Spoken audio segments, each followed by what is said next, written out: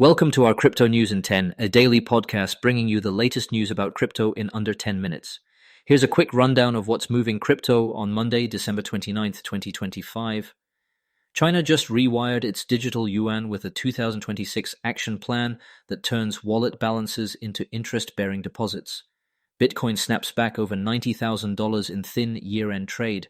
Binance is sunsetting its Binance live streaming product this week. Hong Kong's bank capital rules for crypto go live in just days, and DeFi security project Hats Finance is closing its centralized front end while keeping the protocol on-chain. Let's unpack what matters, why it matters, and who's affected. Story 1. China's central bank just put its digital currency on a very different footing. The People's Bank of China released an action plan that kicks in January 1st, 2026. It upgrades the CNY's measurement and management framework, and crucially lets commercial banks treat real-name digital yuan wallet balances like deposits and pay interest on them. Regulators are reframing CNY from a cash-like instrument toward digital deposit money.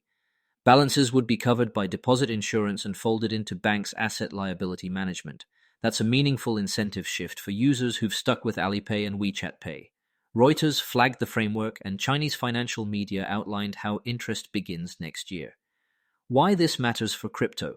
If CNY behaves more like a deposit, it competes less with private stablecoins inside China and more directly with bank accounts.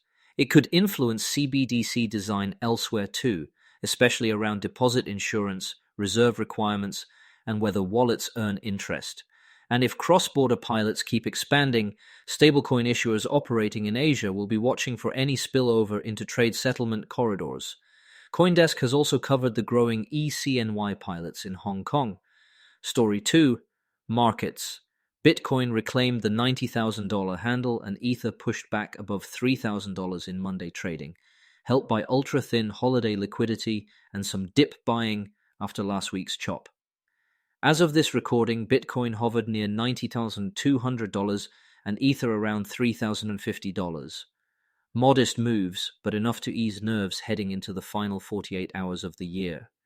Desks in India and across Asia cited sentiment stabilization as the driver rather than any single catalyst. The bigger test comes when desks are fully staffed in the first week of January. Near term, the range to watch remains tight. Analysts keep flagging $82,000 to $95,000 as the chop zone until macro data and ETF flows normalize in early January. Thin books can exaggerate every wick, so manage risk accordingly. Story 3. Binance is shutting down its Binance live streaming service on December 31st, migrating creators to Binance Square for live video in 2026. The company says the goal is to streamline products. In practice, the live web and app endpoints go dark just after midnight local time on New Year's, and creator perks tied to live will expire. If you stream, check your access to Square Live before the cutover. Trade outlets have circulated the shutdown timing as year-end approaches. Beyond housekeeping, why does this matter? Binance Square's push consolidates social, short-form posts, and live video into one venue, closer to a WeChat-style hub.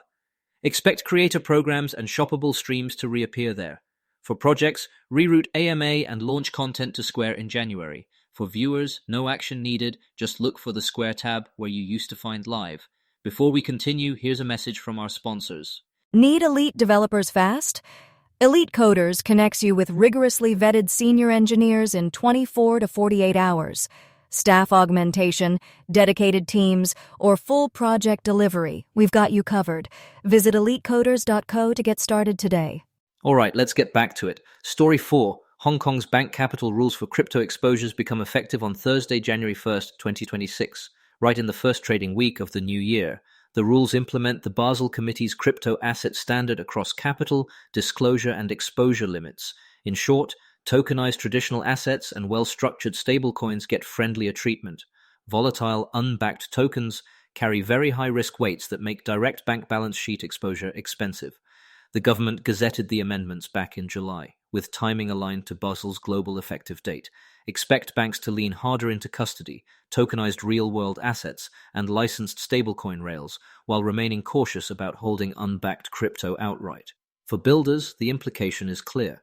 If you want banks in the loop, design to Basel. Think reserve transparency, redemption mechanics, and operational resilience. Teams that can meet those tests could see smoother bank integrations in 2026. Story 5, a small but telling DeFi signal. HATS Finance, a bounty-driven security protocol, will shut down its centrally hosted front-end and servers on December 31st.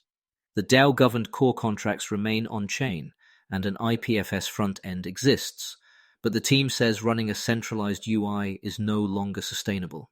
They also cited shifting security budgets and advances in AI tooling as headwinds for demand. If you've got assets tied to their hosted interface, withdraw via the UI before it goes offline. After that, you'll interact directly with contracts. Industry coverage this month relayed the timeline and the rationale. This is a micro trend to watch in 2026.